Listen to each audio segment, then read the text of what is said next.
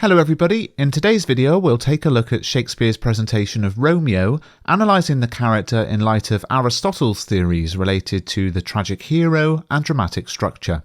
Shakespeare's play is a tragedy and Romeo is the tragic hero.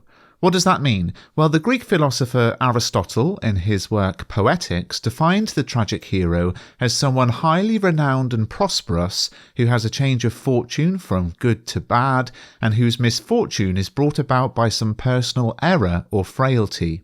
We call this error Hamartia, or fatal flaw, so crucially a tragic hero is not an out-and-out villain, but a well-respected person who has one single negative character trait that leads to their downfall. And with that in mind, let's take a look at the character of Romeo. Firstly, is Romeo highly renowned? Surprisingly, we must turn to the words of Lord Capulet for the strongest evidence of this. When Romeo gate crashes the Capulet family feast, Tybalt sees Romeo and wants to strike him dead. However, Lord Capulet tells his nephew to let him alone, admitting that, to say truth, Verona brags of him to be a virtuous and well-governed youth. Capulet then informs the audience and his nephew that Romeo is thought of as a highly moral character. This is praise indeed coming from the enemy to Romeo's entire family, and it's also an impression which is reinforced through Shakespeare's use of structure.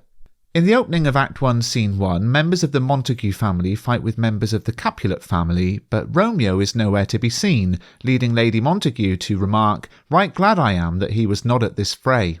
We soon learn that Romeo is apparently quite different to his fighting kinsman, having been seen many mornings walking alone with tears augmenting the fresh morning dew, in other words, crying. The stark contrast in this opening scene between the presentation of the bawdy and violent Samson and Gregory and the very different Romeo does suggest that Romeo is a virtuous person set apart from what we so far learned of the Montague men. So if the renowned element of Romeo's tragic hero status is established, what can we say about the Hamartia, the personal error or frailty which ultimately brings about his downfall? Now there are a number of ways to look at this and you can add your own ideas in the comments section, but for me the most obvious Hamartia is what we might call Romeo's fickleness. To be fickle means frequently changing, in particular with reference to affections and loyalty. Now on the one hand, Romeo and Juliet is a moving love story about how two sworn enemies find true love. However, it is important to consider Shakespeare's initial presentation of Romeo before he even meets Juliet. Just why is Romeo sad in the opening scene? Benvolio is able to get Romeo to admit that he is out of her favour where I am in love.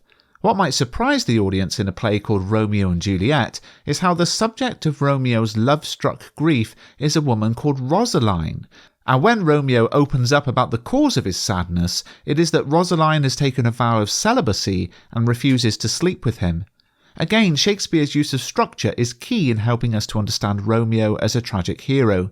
What follows with Juliet may well be romantic and heartwarming, but the structural decision to open with Romeo's sadness over another woman perhaps suggests that Juliet is not the only person Romeo has ever fallen in love with in this way. The friar, Romeo's closest confidant, says as much when he hears about Juliet. Is Rosaline, whom thou didst love so dear, so soon forsaken, he asks in Act 2, Scene 3. When Romeo complains to the friar, "Thou chidest me oft for loving Rosaline," the friar responds, "For doting, not for loving." In other words, for obsessing over her, not loving her. The friar knows that Romeo was not truly in love with Rosaline. Whether this is the case with Juliet or not is open to debate, but the speed in which he instantaneously falls in love with her does seem to reinforce the idea of Romeo as fickle. The final part of the tragic hero convention is that this Hamartia must bring about the character's downfall. In a work of tragedy, their death. And, spoiler alert, this does happen with Romeo. At this point, it might be interesting to look at another of Aristotle's theories, this time related to structure. Aristotle came up with some of the earliest ideas about dramatic structure. He felt that drama fell into three pieces. In the 19th century, building on the work of Aristotle, the German novelist Gustav Freytag proposed that all 5-act plays follow the same format. There's the exposition, the first part of a plot in which the audience learns about the characters and setting, and in Romeo and Juliet that would be that the Montague and Capulet families are enemies, and Romeo is deeply unhappy over his unrequited love for Rosaline.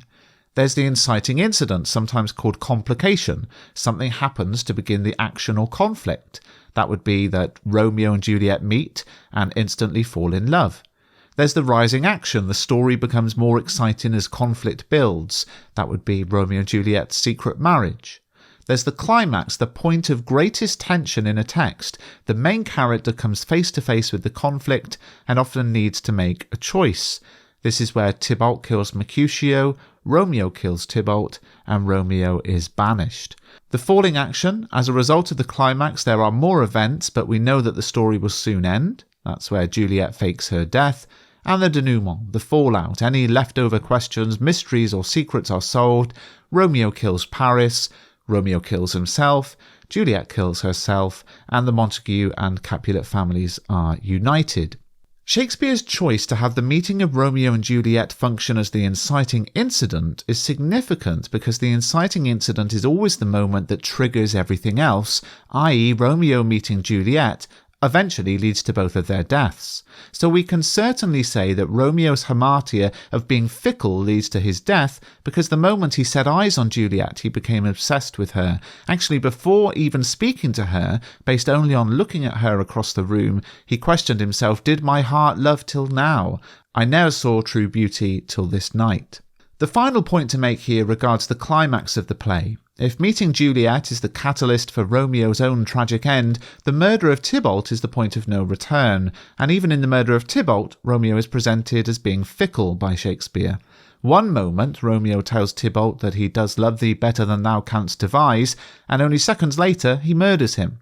Some might argue that it's understandable Romeo's attitude should change once Tybalt kills his friend Mercutio, but it still reinforces the presentation of Romeo as fickle that he can so quickly change. To conclude, it is clear that Shakespeare presents Romeo as a tragic hero, a well-respected person who has one single negative character trait that leads to his downfall. If you found this video useful and would like more in the character analysis video series for Romeo and Juliet, please do give it a thumbs up and subscribe to the channel.